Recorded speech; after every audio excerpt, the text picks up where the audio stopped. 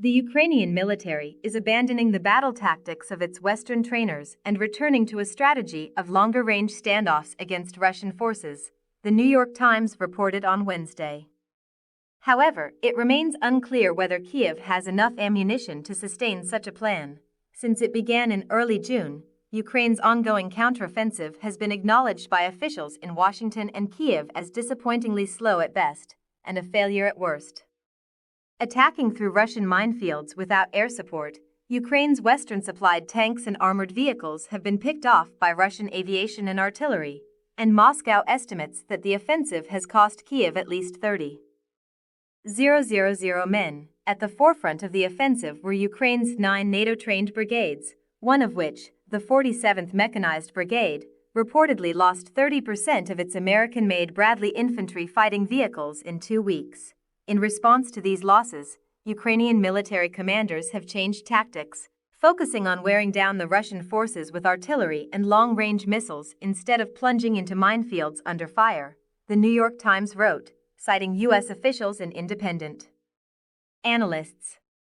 With training times limited, the Ukrainians struggled to put NATO-standard combined arms tactics into practice, the newspaper noted, citing incidents where one Ukrainian unit strayed from a safe path into a minefield, and another where an infantry unit failed to follow an artillery bombardment with an assault on Russian lines, giving the Russian defenders adequate time to prepare a counterattack. American military planners began training Ukrainian troops in maneuver warfare in a bid to conserve ammunition.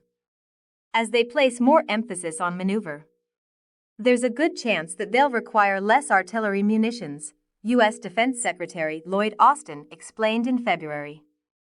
Although NATO military doctrine typically assumes that maneuver warfare will be conducted after Western forces have established air superiority, Ukraine launched its counteroffensive lacking this critical component of the strategy.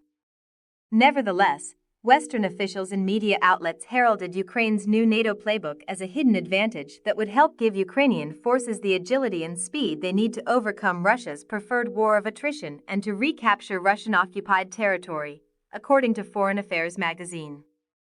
The fact that this did not happen raises questions about the quality of the training the Ukrainians received from the West and about whether tens of billions of dollars worth of weapons have been successful in transforming the Ukrainian military into a NATO-standard fighting force, the Times wrote, with the Ukrainian military apparently returning to an artillery-heavy fighting style. The issue of ammunition will likely return to the forefront. U.S. stockpiles are already depleted to the point where Washington is sending cluster munitions instead of NATO-standard 155mm shells, and the Times stated that by burning through its limited ammo, Ukraine risks disadvantage in a war of attrition.